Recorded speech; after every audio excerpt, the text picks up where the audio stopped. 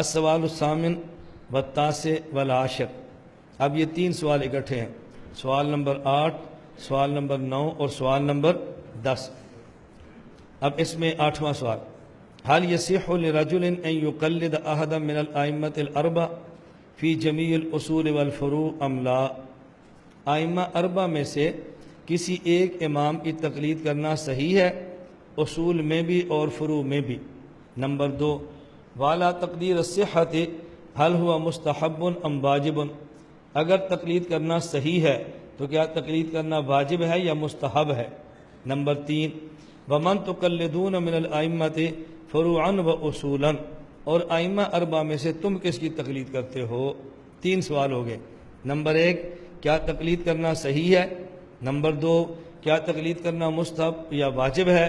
Number 3، تم کس کے مقلد ہو؟ حضرت نے تینوں کے جواب دیے. نمبر 1، فرمایا لا بد للرجل فی هذا الزمان ان یقلد احدا من الائمة الاربعة رضی اللہ تعالی عنہم. ائمہ اربع میں سے کسی امام کی تقلید کرنا صحیح نہیں بلکہ ضروری ہے. جواب ایک سوال کا. نمبر 2، بل یجب، تقلید کرنا مستحب نہیں بلکہ ہمارے یہاں تقلید کرنا واجب ہے. اس کی دلیل بیان کی ہے فَإِنَّا جَرَّبْنَا كَثِيرًا، یہ فا تعلیلیہ ہے. دلیل بیان کی، ہم نے بہت زیادہ کئی مرتبہ اس کا تجربہ کر کے دیکھا ہے کہ بہت سارے لوگ جو تقلید کو چھوڑ دیتے ہیں، اپنی خواہشات کے پیچھے پڑتے ہیں، نتیجتاً وہ الحاد اور زندگا کا شکار ہو جاتے ہیں، ملحد اور زندیق بن جاتے ہیں. اس لیے ہم سمجھتے ہیں کہ تقلید کرنا واجب ہے. آگے، نحن و مشائخنا مقلدون فی الاصول والفروع لامام المسلمین ابی حنیفہ رضی اللہ تعالی عنہ. ہم اور ہمارے مشائخ حضرت امام اعظم ابو حنیفہ نعمان بن ثابت رحمہ اللہ تعالی کے مقلد ہیں. تینوں کے جواب عنایت فرما دیے. اب یہاں 2 باتیں سمجھ لیں.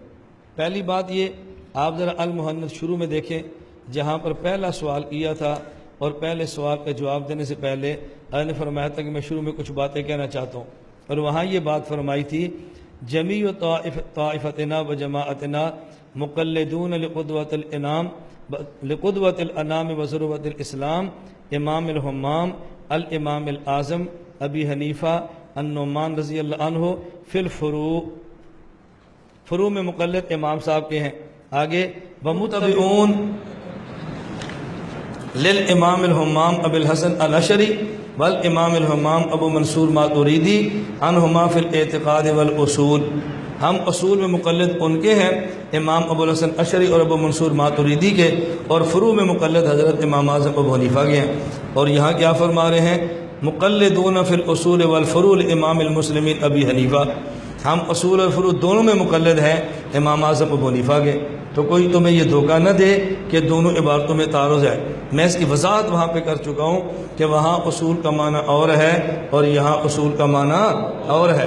جب ہم کہتے ہیں ہم اصول میں مقلد ہیں ابو الحسن اشعری اور ابو منصور ماتوریدی کے، اور فروع میں مقلد ہیں امام اعظم ابو حنیفہ کے، وہاں فروع سے مراد اجتہادی مسائل ہوتے ہیں اور اصول سے مراد عقائد ہوتے ہیں. اور جب ہم یہ بات کہتے ہیں ہم اصول اور فروع دونوں میں امام اعظم ابو حنیفہ کے مقلد ہیں، تو یہاں فروع سے مراد اجتہادی مسائل ہوتے ہیں اور اصول سے مراد وہ قواعد ہوتے ہیں کہ جن کے ذریعے اجتہادی مسائل کا استنباط ہوتا ہے. یہاں اصول کا معنی اور ہے اور وہاں اصول کا معنی اور ہے. اور دوسری بات یہاں سمجھ لیں، یہ پہلے بھی آئی ہے اور ممکن ہے آئندہ بھی بار بار آئے. یہاں انہوں نے امام اعظم ابو حنیفہ رحمۃ اللہ علیہ کے لیے لفظ استعمال کیا رضی اللہ تعالی عنہ، اور اسی طرح ائمہ اربع لفظ استعمال رضی اللہ تعالی عنہم.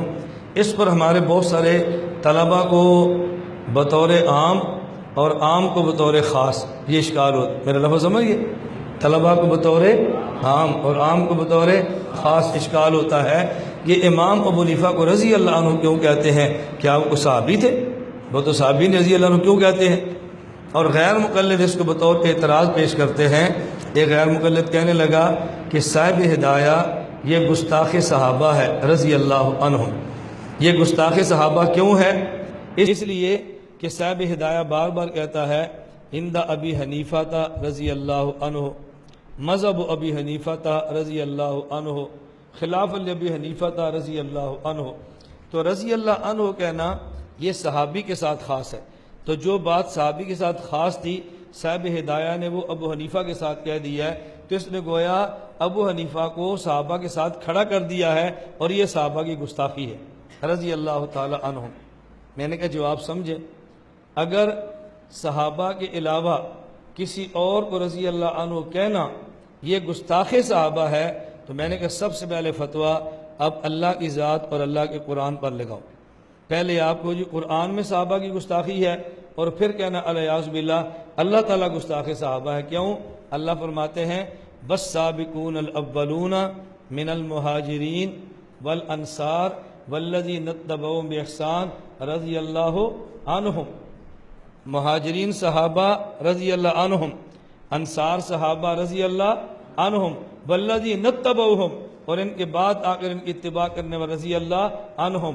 تو غیر صحابی کو رضی اللہ عنہ پہلے خدا نے فرمایا ہے اور پھر صاحب ہدایہ نے فرمایا ہے۔ غیر صحابی کو رضی اللہ عنہ پہلے قرآن میں آیا ہے اور پھر ہدایہ میں آیا ہے، تاکہ ہمیں پتہ چلے کہ تمہیں صرف ہدایہ پر اعتراض نہیں، تمہیں مسئلے پر اعتراض ہے۔ اب کرو اعتراض اس کے اوپر، اس پر اعتراض نہیں کریں گے۔ اب مجھے ایک ساتھی کہنے لگا تو پھر یہ ضابطہ غلط ہے کہ صحابی کو رضی اللہ عنہ کہیں اور غیر صحابی کو رحمۃ اللہ علیہ کہیں۔ میں نے کہا ضابطہ بالکل ٹھیک ہے۔ کیا ضابطہ ٹھیک ہے تو پھر قرآن غلط ہے؟ میں نے کہا قرآن بھی ٹھیک ہے۔ اب آپ سمجھئے ضابطہ کیا ہے؟ صحابی کو رضی اللہ عنہ اور غیر صحابی ولی کو رحمۃ اللہ علیہ، اور قرآن میں غیر صحابی کو رحمۃ اللہ علیہ کہا ہے۔ ضابطہ ٹھیک ہے؟ میں نے کہا بالکل۔ قرآن بھی ٹھیک ہے؟ میں نے کہا بالکل۔ یہ دونوں ٹھیک کیسے ہو سکتے ہیں؟ میں نے کہا دونوں ٹھیک اس طرح ہو سکتے ہیں کہ یہ جو کہا نا صحابی کو رضی اللہ عنہ کہنا چاہیے اور غیر صحابی ولی کو رحمۃ اللہ علیہ کہنا چاہیے، اس ضابطے کی بنیاد ایک اور ضابطہ ہے۔ اس ضابطے کی بنیاد، ضابطے کے اندر ایک ضابطہ ہے، تمہیں اس کا پتہ نہیں ہے۔ ہم حنفی ہیں، ہم طے تک چلے جاتے ہیں، ہمیں ضابطے کے اندر ضابطے کا پتہ ہے، اور تمہیں ضابطے کے اندر جو ضابطے کی بنیاد ہے اس کا پتہ نہیں ہے۔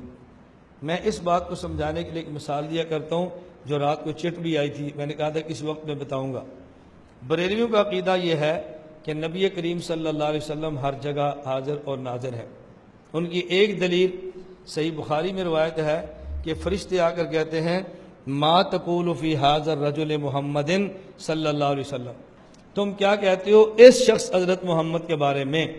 وہ کہتے ہیں عربی کا ضابطہ ہے اگر چیز دور ہو تو ذالکہ کہتے ہیں، اگر کوئی چیز قریب ہو تو پھر ھذا کہتے ہیں۔ اب بتاؤ اگر اللہ کے نبی اپنی قبر میں ہوں اور میت یہ سرگودہ میں ہے تو فرشتہ پھر یہ کہے ما تقول فی ذالک الرجل محمد صلی اللہ علیہ وسلم، تو ان کے بارے میں کیا کہتے ہیں؟ وہ کہتے ہیں ما تقول فی ھذا الرجل محمد۔ اس سے معلوم ہوتا ہے کہ رسول اللہ صلی اللہ علیہ وسلم جب بندہ سرگودہ میں دفن ہوا تو اسی قبر میں آ جاتے ہیں، اور روزانہ ایک بندہ سرگودہ میں دفن نہیں ہوتا، دنیا کے ملکوں میں اور ملکوں کے شہروں میں اور شہروں کی بستیوں میں لاکھوں بندے روزانہ فوت ہوتے ہیں۔ اس کا مطلب یہ ہے کہ لاکھوں قبروں میں لاکھوں مرتبہ سوال ہوتا ہے ما تقول فی ھذا الرجل محمد، تو اللہ کے نبی ہر قبر میں آ گئے نا، یہی بات تو ہم کہتے ہیں کہ اللہ کے نبی ہر جگہ حاضر اور ناظر ہے۔ میں نے کہا اپنے اس بات پہ پکے رہنا، اگر قریب ہو تو ھذا اور دور ہو تو ذالکہ۔ حضرت ابراہیم علیہ السلام نے اپنے علاقے کے مشرکین کا رد کیا۔ ان کے جو مشرک تھے سورج کی پوجا بھی کرتے، چاند کی بھی کرتے اور ستارے کی بھی کرتے۔ ابراہیم علیہ السلام نے ان کے دعوے کو توڑنا چاہا تو سمجھانے کا طرز کیا اختیار کیا؟ فلما جن علیہ اللیل رأى کوکبا، رات چھا گئی، ابراہیم علیہ السلام نے ستارے کو دیکھا تو فرمایا ھذا ربی، یہ رب ہے میرا۔ اس کو استفہامی انداز میں کہو گے تو بات جلدی سمجھ آتی ہے اور نبی پر اعتراض نہیں رہتا۔ استفہامی انداز میں نہیں کہو گے اعتراض بھی آئے گا، جواب دینا پڑے گا اور بات کھلے گی نہیں۔ سمجھ آ گئی بات؟ ابراہیم علیہ السلام کیا فرمایا؟ ھذا ربی، یہ میرا رب ہے۔ تم کہتے ہو نا ستارہ رب ہوتا ہے، یہ رب ہے۔ فلما افلا قال لا احب الافلین، جب ستارہ غروب ہو گیا تو فرمایا میں ڈوبنے والوں سے پیار نہیں کرتا۔ اب آدمی جس کو خدا مانے گا اس سے پیار کرے گا یا نہیں؟ اور جس سے پیار نہیں کرے گا اس کی عبادت کہاں سے کرے گا؟ کیسی بلیغ حضرت ابراہیم علیہ السلام نے کتنی بلیغ گفتگو فرمائی ہے۔ یہ نہیں فرمایا کہ میں ڈوبنے والے کو خدا نہیں مانتا، فرمایا میں ڈوبنے والے کا پیار تک نہیں کرتا، خدا کہاں سے مانوں گا؟ خدا ماننا تو بہت اوپر کی بات ہے، اور پیار تو آدمی چھوٹی سی بات پر بھی کر لیتا ہے کہ نہیں کر لیتا؟ وہ کر لیتا ہے کہ نہیں؟ ہاں، چھوٹی چھوٹی باتوں پہ کر لیتا ہے، اور بندے کو بعد میں شرم آتی ہے کہ اس نے پیار کیا کیسے ہے۔ پھر ہمیں فقہا کی بات سمجھ آتی ہے، جو فقہا کہتے ہیں نا ہر گری پڑی چیز کے لیے کوئی اٹھانے والا بھی ہوتا ہے۔ پھر سمجھ آتی ہے، جب یہ گندگی دیکھتے ہیں نا پھر فقہا کا ضابطہ بڑی جلدی سمجھ آتا ہے۔ میں نے کہا ستارہ کہاں پر ہے؟ آسمان پر۔ ابراہیم علیہ السلام کہاں پر ہے؟ زمین پر۔ ابراہیم علیہ السلام ذالک ربی کہہ رہے ہیں یا ھذا ربی کہہ رہے ہیں؟ تو آپ کہتے ہیں قریب ہو تو ھذا، دور ہو تو ذالک، یہاں تو قریب دور والے کو ھذا کہا جا رہا ہے، تمہارا ضابطہ کدھر گیا؟ یہی اعتراض تھا نا کہ اللہ کے نبی مدینہ میں یہاں سے دور ہے تو ھذا کیوں کہا؟ میں نے کہا آسمان پر ہے ستارہ، ابراہیم علیہ السلام زمین پر ہے تو ھذا ربی کیوں کہا؟ تم نے دلیل میں بخاری پیش کی ہے، ہم نے قدم اور آگے بڑھ کر دلیل میں قرآن پیش کیا ہے۔ اب وہ سوال کیا کرتا ہے؟ یہ ضابطہ غلط ہے، اگر قریب ہو تو ھذا یہ اور دور ہو تو ذالک وہ، آپ بتائیں ضابطہ غلط ہے یہ ٹھیک ہے؟ ٹھیک ہے۔ میں نے کہا ضابطہ ٹھیک ہے تو پھر یہ قرآن میں غلط ہے؟ میں نے کہا قرآن میں بھی ٹھیک ہے۔ تو جب ضابطہ یہ ہے قریب والے کو ھذا یہ، دور والے کو ذالک وہ، تو پھر ستارہ دور ہے، ابراہیم اسلام نے ھذا کیوں فرمایا؟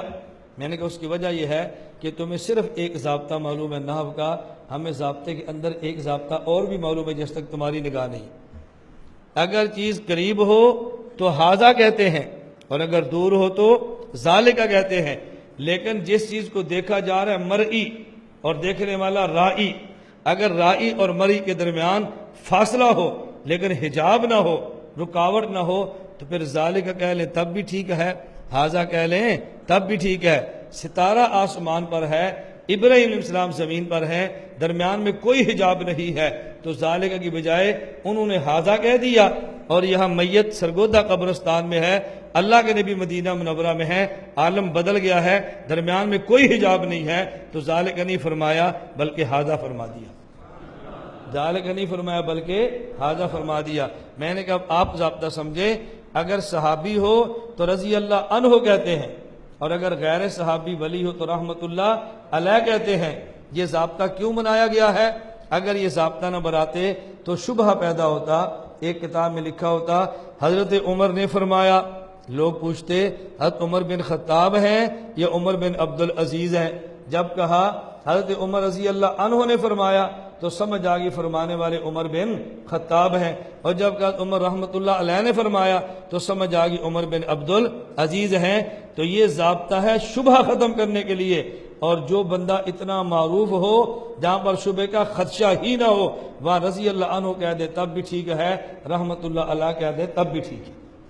حضرت امام ابو حنیفہ کی شخصیت اتنی متعارف ہے کہ کوئی شخص بھی دنیا میں مسلمان ہو یا کافر ان کو صحابی کہنے کے لیے تیار نہیں ہے۔ ان کی تو تابعیت میں لوگ اختلاف کرتے پھر رہے ہیں، صحابیت تو بڑا اول کا مسئلہ ہے۔ تو جس شخص کے صحابی نہ ہونے پر فریقین متفق ہیں، ان کو رضی اللہ عنہ کہہ دے تب بھی ٹھیک ہے، رحمت اللہ علیہ کہہ دیں تب بھی ٹھیک ہے۔ میں اس پر ایک واقعہ پیش کرتا ہوں۔ یہ فیصل آباد ایک مدرسے میں میری بچیاں پڑھتی تھی۔ جمعے کا دن تھا اور میں فیصل آباد سے لاہور جانا تھا۔ اب 10-11 بجے نکلنا تھا، تو میں نے سوچا کہ جمعہ اسی مدرسے میں پڑھ لوں اور وہاں سے فیصل آباد چلا جاؤں۔ میں نے پوچھا لاہور چلا جاؤں، جمعہ کتنے بجے ہے؟ غالباً 1 یا 1:15 بتایا، مجھے اب یاد نہیں ہے۔ میں نے کہا اول وقت میں جمعہ ہوتا ہے میں یہاں پڑھ کے نکل جاتا ہوں۔ جب میں وہاں فون کیا تو انہوں نے کہا جی بیان بھی آپ کریں، خطبہ بھی آپ دیں، نماز بھی آپ پڑھیں۔ میں نے کہا ٹھیک ہے۔ میں نے بیان بھی کر دیا، خطبہ بھی دے دیا، نماز بھی پڑھا دی۔ نماز کے بعد جب بیٹھے چائے کے لیے تو میں نے سوچا مدرسے میں تو آئے ہیں، چلو اپنی بچی کو بھی مل لیں۔